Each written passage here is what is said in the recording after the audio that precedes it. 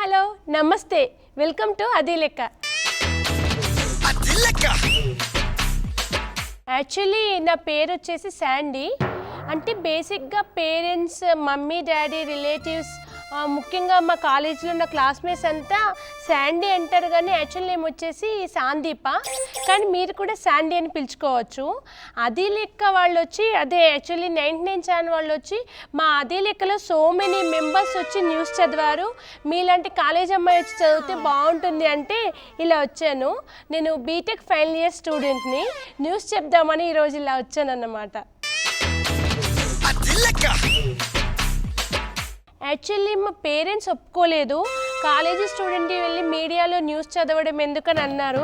కానీ యాక్చువల్లీ నాకు చాలా ఇష్టం. బీటెక్ మమ్మీ డాడీ ఫోర్స్తో చేస్తున్నాను, కానీ మీడియా అన్న, ముఖ్యంగా ఫిల్మ్స్ అన్న నాకు చాలా ఇష్టం. యాక్చువల్లీ కాలేజీలో కూడా చాలామంది అంటుంటారు, శాండీ నువ్వు ట్రై చేయొచ్చు కదా అని. దానికి తోడు అనుకోకుండా 99 వాళ్ళు వచ్చి అడిగేసరికి ఇంకా పేరెంట్స్ని చాలా రిక్వెస్ట్ చేశాను నేను, అందుకని ఇంకా చదవమని అన్నారన్నమాట. ఓకే, ముందు న్యూస్ తీసుకుందాం. సినిమా తెరపై వెలుగొందడానికి ఒకే ఒక్క ఛాన్స్ ప్లీజ్ అని అడుగుతూ ఉంటారు. అలాగే దేశంలోని కళాకారులకు మన హైదరాబాద్ రవీంద్ర భారతిపై ఒక్కసారి కాలు మోపితే చాలు అని తహతహలాడుతుంటారు. అలాంటి ప్రాముఖ్యత గల రవీంద్ర భారతి ఇప్పుడు తెలంగాణ ప్రభుత్వ సాయంతో కొత్తదనం సంతరించుకోబోతోంది. సీఎం కేసీఆర్ చేసిన నిర్ణయంతో మరింత కలకలలాడబోతోంది.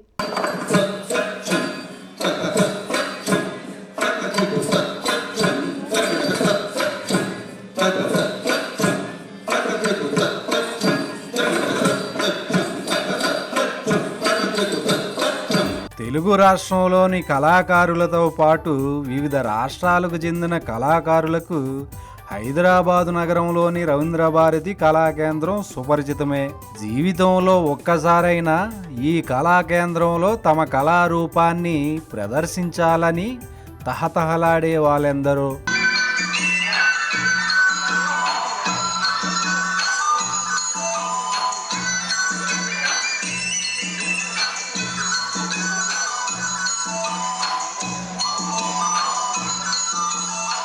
నాలుగు దశాబ్దాలకు పైగా చరిత్ర గల ఈ కళాకేంద్రాన్ని రవీంద్రనాథ్ ఠాగూర్ శత జయంతి ఉత్సవాల సందర్భంగా హైదరాబాదులో నెలకొల్పారు. అప్పటి నుంచి ఇప్పటిదాకా లక్షలాది మంది కళాకారుల ప్రతిభకు ఈ రవీంద్ర భారతి వేదిక వారధిగా నిలుస్తూ వస్తుంది.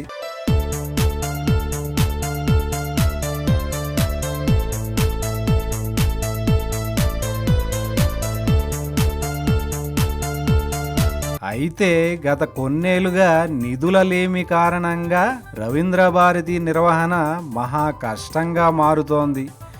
ఏటా ప్రభుత్వం నుంచి వచ్చే 35 లక్షల గ్రాంట్తోనే ఆడిటోరియం నిర్వహణ, ఉద్యోగుల జీతాలు వంటివి సరిపెట్టుకోవాల్సి వచ్చేది. అయితే ఇప్పుడు తెలంగాణ సీఎం కేసీఆర్ పుణ్యమా అని ₹1 కోటి దాకా ఈ గ్రాంట్ పెరిగింది. దీంతో హైదరాబాద్ నగరానికి తలమానికంగా నిలుస్తున్న రవీంద్ర భారతికి మంచి రోజులు వచ్చినట్టే. వైవిధ్యమైన కళారూపాలకు వేదికగా నిలుస్తున్న రవీంద్ర భారతి ఇక మీదట కొత్త శోభను సంతరించుకుని ప్రవర్ధమాన కళాకారులకు మరింత అందుబాటులోకి రానుందన్న వార్త కళాకారుల్లో మరింత సంతోషాన్ని కలిగిస్తుంది.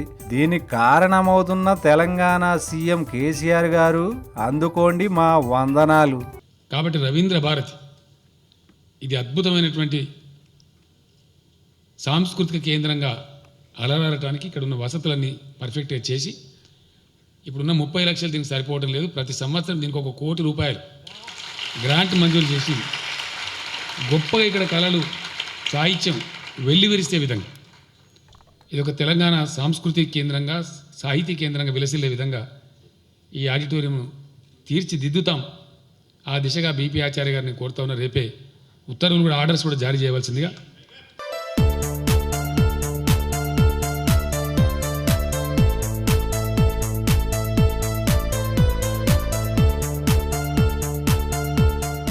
యాక్చువల్లీ నేను ఈరోజు 99 ఛానల్కి వస్తున్నానంటే చాలా ఎగ్జైటింగ్గా అనిపించింది. ముఖ్యంగా మా ఫ్రెండ్స్ అయితే హే శాండీ యువర్ వెరీ లక్కీ, మా ఎవ్వరికి రాని ఆపర్చునిటీ నీకు వచ్చింది అన్నారు. యాక్చువల్లీ నేను చాలా టాలెంటెడ్. కాలేజీలో కూడా fresher party, farewell party, annual day ఏది జరిగినా మా కాలేజ్ మేనేజ్మెంట్ అంతా ముందు శాండీని పర్ఫార్మెన్స్ ఉండాలంటారు. యాక్చువల్లీ కాలేజీలలో కూడా నేనే యాంకరింగ్ చేస్తుంటాను. బేసికలీ నేను చెప్పాను కదండి, నాకు చాలా ఇష్టం ఇలా చేయడం అంటే. అసలు కాలేజీలో అయితే డిమాండ్ చేస్తుంటారు శాండీ నువ్వు చేయాలి అని చెప్పేసి. అందుకే ఇంకా నాకు కొంచెం హెల్త్ బాగాలేకుండా కూడా నేనే వచ్చి ఆర్గనైజ్ చేస్తుంటాను. అన్నట్టు డిమాండ్ అంటే గుర్తొచ్చింది. సీమ జిల్లాలోనే ఆంధ్రప్రదేశ్కు రాజధాని ఉండాలని డిమాండ్ కొనసాగుతున్న నేపథ్యంలో ఆ మధ్య రాయలసీమ మంత్రి పరిటాల సునీత కూడా అనంతపురం జిల్లాను రెండో రాజధాని చేయాలనే ప్రత్యేక డిమాండ్ను తెరపైకి తీసుకొచ్చారని మీడియా కోడే కూసింది. సునీతమ్మ డిమాండ్కు బాబు గారు చాలా సీరియస్ అయ్యారట. సీరియస్ అయినా కానీ ఎట్టాగోలా బాబు గారిని ఒప్పించి అనంతపురం జిల్లాకు వన్నె తేవాలని చూస్తున్నారట సునీతమ్మ. రాజధాని ఏర్పాటు విషయంలో బాబు గారి మనసులో ఏముందో గాని సీమాంధ్ర నాయకులు మాత్రం రకరకాలుగా రాజధాని విషయంలో రోజుకో ఊహాగానం చేస్తూనే ఉన్నారు. విజయవాడ, గుంటూరు అనే మాటలు ఊపందుకుంటున్న నేపథ్యంలో వేరే జిల్లా నాయకులు కూడా నయానో భయానో తమ డిమాండ్ను బాబు గారికి చేరవేసే పనిలో పడ్డారు. స్వయంగా అనంతపురం జిల్లాకు చెందిన తెలుగుదేశం పార్టీ నేతలే తమ జిల్లాని కనీసం రెండో రాజధాని చేయాలని పట్టుపడుతున్నారట. స్వయంగా పరిటాల సునీతమ్మే ఆ మాటను బాబు వరకు తీసుకెళ్లారట. ఎట్టగైనా సరే బాబు గారిని ఒప్పించే పనిలో పడ్డారో ఏమో గాని సునీతమ్మ బాబు గారిని ఈ మధ్య తెగ పొగిడేస్తున్నారట. చంద్రబాబు గారికి సొంత జిల్లా కంటే అనంతపురం పైన ప్రేమ ఎక్కువ అని బాబు గారిని ఈ మధ్య ఏదో మీటింగ్లో తెగ పొగిడేశారట. రేపో మాపో ఈ జిల్లా పర్యటనకు రాబోతున్న చంద్రన్న సునీతమ్మ మాటలు వింటే ఏదో ఒక పాజిటివ్ స్టేట్మెంట్ ఇవ్వకుండా పోతాడా అనేది సునీతమ్మ ఆలోచనేమో. యాక్చువల్లీ నాకు కాలేజీలో కూడా ఫ్యాన్ ఫాలోయింగ్ చాలా ఎక్కువ. చెప్పాను కదండి నేను బీటెక్ ఫైనల్ ఇయర్ స్టూడెంట్నని. బీటెక్ అంటే యూజువల్లీ కోఎడ్యుకేషన్ ఉంటుంది. ఎంతమంది బాయ్స్ వెనకపడుతుంటారో. మమ్మీ డాడీ ఏమో చాలా స్ట్రిక్ట్. నేను ఎంత స్ట్రిక్ట్ ఉన్నా కూడా యాక్చువల్లీ బేసిక్గా బాగుంటుంది, టాలెంటెడ్ కనుక అలా వస్తుంటాయిలేండి. ఇంకా తెలియదు ఏముంది. ఇంకా అసలు అయితే ఫేస్బుక్లో నాకు 5000 మెంబర్స్ ఫ్రెండ్స్ ఉన్నారండి. ఏది చేసిన చిన్న పిక్దిగా అలా ఫోటో పెట్టిన చాలా లక్షల్లో లైకులు వస్తుంటాయి. ఇంకా ఈరోజు ఇక్కడికి వచ్చానా ఇలా తెలిసిందో ఏమో కాలేజ్లో. అప్పటికే నాకు మెసేజ్ల మీద మెసేజ్లు వస్తున్నాయి, ఏ శాండీ నువ్వు వెళ్ళావంట కదా అని. ఇవన్నీ వెంటనే నేను ఫేస్బుక్కి యాడ్ చేసుకోవాలి వెళ్ళిన తర్వాత. ఈ లోపల న్యూస్ చెప్తాను. స్థానం బలం ముందు పార్టీ బలం కూడా ఒక్కొక్కసారి దిగదుడిపే అవుతుంది. బాబు పర్యటనకు ముందే అనంతపురం జిల్లా స్థానిక నాయకులు చేసిన వీరంగం చూసి స్వయాన బాబు సైతం కంగుతిన్న పరిస్థితి. పార్టీలో చేరికలైనా తీసివేతలైనా లోకల్ లీడర్లే చేయాలి కానీ పదవులో ఉన్న ఎమ్మెల్యేలు ఎంపీలు కాదు అని బూతులు తిట్టే నాయకులు కూడా అక్కడ ఎక్కువేనంట. అంతా నా ఇష్టం అన్న సినిమా డైలాగు ఇప్పుడు అనంతపురం జిల్లాలోని కొంతమంది నాయకులకు కొట్టిన పిండైపోయింది. రాజ్యాన్ని ఏలే బాబు గారైనా మరింకెవరైనా జిల్లా పార్టీలో జరిగే ఏ విషయమైనా కానీ తమకు తెలియకుండా జరిగిందో ఇక అంతే, నడి రోడ్డుపైనే బూతులు. బాబోయ్, ఆ బూతులు ఎవరైనా వినలేక చావాల్సిందే.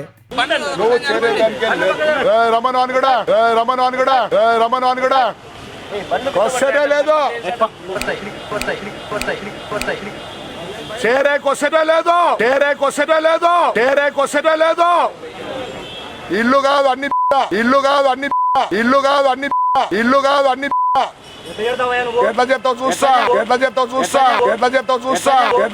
చూస్తా చేయడానికి లేదు.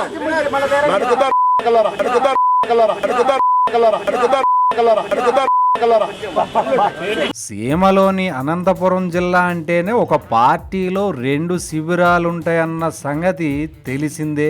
ఇక జేసీ బ్రదర్స్ గురించి కూడా జనాలకు మరింత బాగా తెలిసిందే కదా. జిల్లా పార్టీలో నేతల మధ్య నెలకొన్న డామినేషన్ పాలిటిక్స్ ని రేపో మాపో ఈ జిల్లా పర్యటనకు రానున్న చంద్రన్న ఎలా చక్కదిద్దుతాడో చూడాలి. యాక్చువల్లీ బీటెక్ అంటే తెలియంది ఏముందండి, స్టడీ కన్నా మస్తీ మజా చాలా ఎక్కువగా ఉంటుంది కదా. మేము కూడా అంతే, అందరిలాగే క్లాసులకు డుమ్మా కొట్టేసి సినిమాలకని పార్కులకని.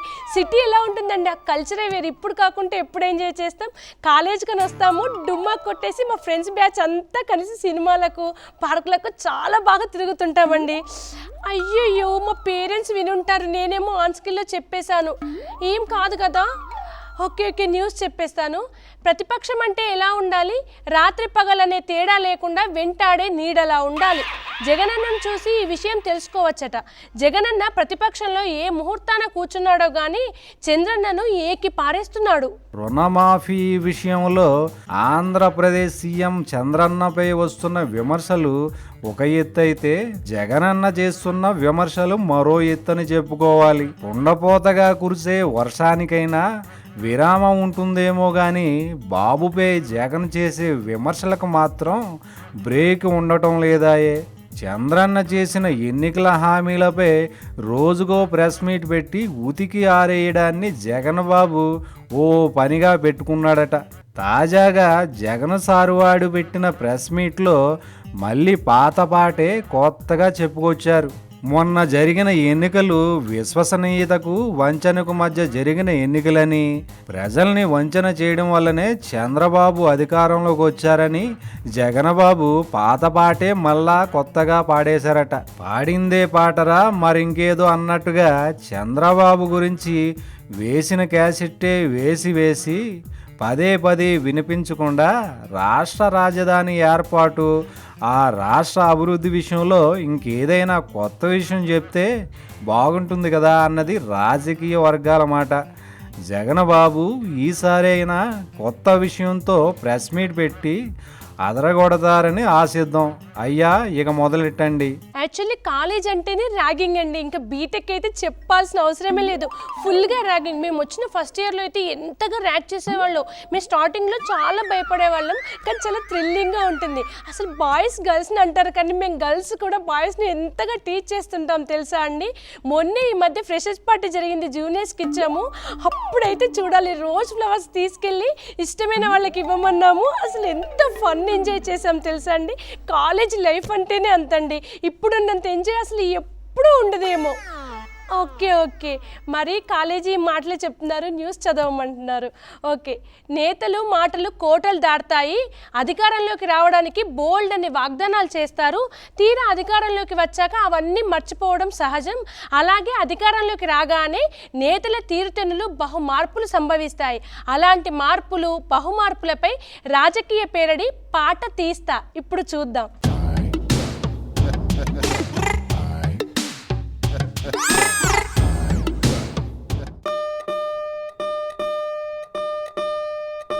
రుణమాఫీ అన్నాడు, ఎన్నికలో గెలిచాడు, హామీలు తీర్చమంటే పరారవుతున్నాడు. రుణమాఫీ అన్నాడు, ఎన్నికల్లో గెలిచాడు, హామీలు తీర్చమంటే పరారవుతున్నాడు. రాజధాని అన్నాడు, రాజమేలుతున్నాడు, కమిటీలు పేరుతో కొంప ముంచుతున్నాడు. రాజధాని అన్నాడు, రాజమేలుతున్నాడు, కమిటీలు పేరుతో కొంప ముంచుతున్నాడు. పలుకే చిలకమ్మ పాట తీయవమ్మ, పలుకే చిలకమ్మ పాట తీయవమ్మ.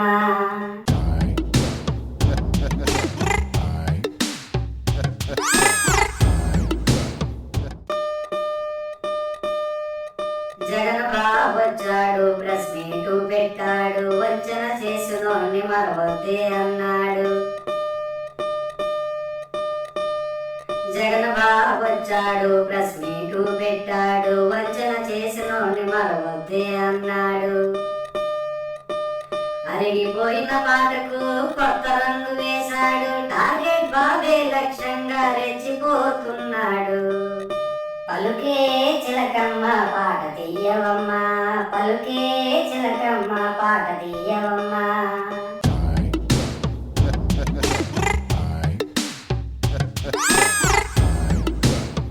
యాక్చువల్లీ మీకు తెలియంది ఏముంది, బీటెక్ స్టూడెంట్స్ అంటేనే ఫాలో అవ్వడం. ఇప్పుడు ట్రెండ్ ఏది నడుస్తుంది, హీరోయిన్స్ హీరోస్ ఏం చేస్తున్నారో అది ఫాలో అయిపోతాం. ముఖ్యంగా హెయిర్ స్టైల్, డ్రెస్సింగ్ అయితే ఈ కొత్తగా ఏ హీరోయిన్ వస్తే ఆ హీరోయిన్ని ఫాలో అయిపోవడమే. మా ఫ్రెండ్స్ అంతా చెప్పాం కదండి, కాలేజీకి డుమ్మా కట్టి బ్యూటీ పార్లర్స్కి వెళ్ళి ఇలా హెయిర్ స్టైల్స్ డ్రెస్సింగ్స్ అవి చేసుకుంటాం. అలా ఉండడం వల్లే కదా ఈరోజు మాకు ఇలాంటి ఆఫర్స్ వచ్చాయి. ఇలా బ్యూటిఫుల్గా రెడీ అవుతాం, ఫాలో అవుతాం కనుక 99 ఛానల్ లాంటి వాళ్ళు మమ్మల్ని పిలిచి ఇలా న్యూస్ చెప్పమంటారు. అందరూ అంతే, బీటెక్ స్టూడెంట్స్ అంటేనే కామన్గా అన్నీ ఫాలో అవుతుంటారు ట్రెండ్కి తగ్గట్టు. ఇలా దిగడము చేయడము, తర్వాత వాటిని ఫేస్బుక్లో అప్లోడ్ చేయడం, తర్వాత లైక్లు వస్తాయి చూడండి. కాంపిటీషన్ మా ఫ్రెండ్స్కి మాకు మధ్య.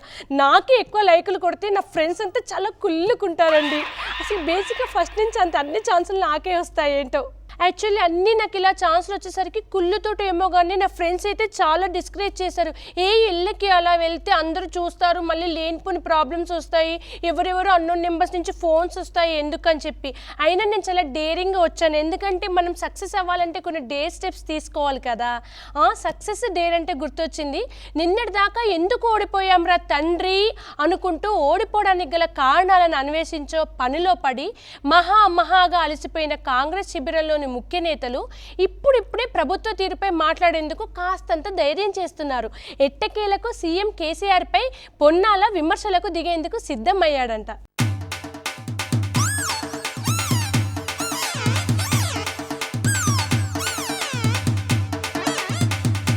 అమ్మయ్య, పొన్నాల లక్ష్మయ్య సారు ధైర్యం చేసి కేసీఆర్ పాలన గురించి విమర్శకు దిగారు. ఇప్పుడు వ్యవసాయ రుణాల మాఫీపై కేసీఆర్ సర్కారు కాలయాపన చేస్తుందని, రైతు రుణమాఫీని ఆలస్యం చేయడం వల్ల తెలంగాణలోని రైతులు ఇబ్బంది పడిపోతున్నారని పొన్నాల సారు కాస్త గట్టిగానే మాట్లాడారట.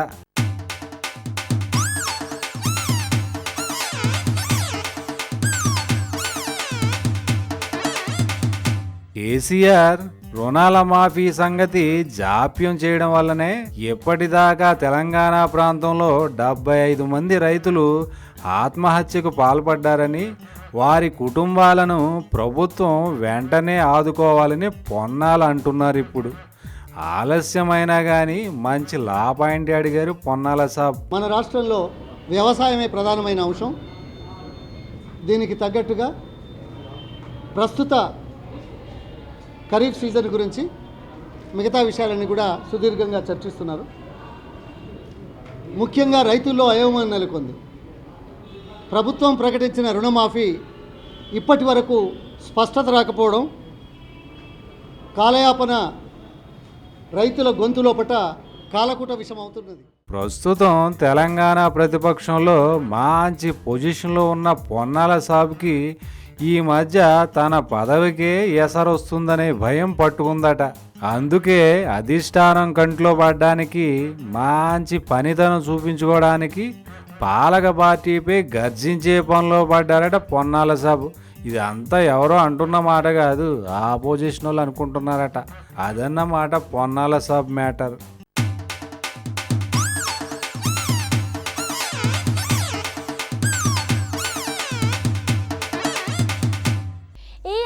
వస్తున్నాను, మా ఫ్రెండ్ అండి.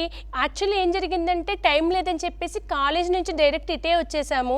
మామూలుగానే నా బ్యూటీకి ఫ్యాన్ ఫాలోయింగ్ ఎక్కువ, స్కార్ఫ్ లేని బయటికి రాను. ఇప్పుడు ఇంక ఇలా వచ్చి ఛానల్లో న్యూస్ చదివాను కదా, అసలు బయటికి వెళ్ళగలుగుతానో వెళ్ళలేను. అందరు చూసి శాండీ నువ్వు కదు అంటారు. ఇంకా ఫేస్బుక్లో అయితే యాడ్ చేస్తే ఎన్ని లైక్లు వస్తాయో. రేపటి నుంచి ఒకందుకు పేరు వస్తుంది, ఇంకొందుకు బ్యూటీతో చాలా ప్రాబ్లం వస్తుందండి. ఒక్కదానే వెళ్ళడం వద్దు, మళ్ళీ అబ్బాయిలు ఎవరైనా వెంట పడతారని నా ఫ్రెండ్ ఇచ్చి పంపారు మా పేరెంట్స్. అది లేట్ చేస్తోంది, నైట్ అయిందని. 99 వాళ్ళు ఇలా వచ్చి నన్ను పిలిచి యాంకరింగ్ చేయమన్నందుకు చాలా హ్యాపీగా ఉంది. మీకు కనుక నేను ఇలా చేయడం నచ్చితే నన్ను మళ్ళీ పిలిపించండి, నేను మళ్ళీ వస్తాను. Bye bye.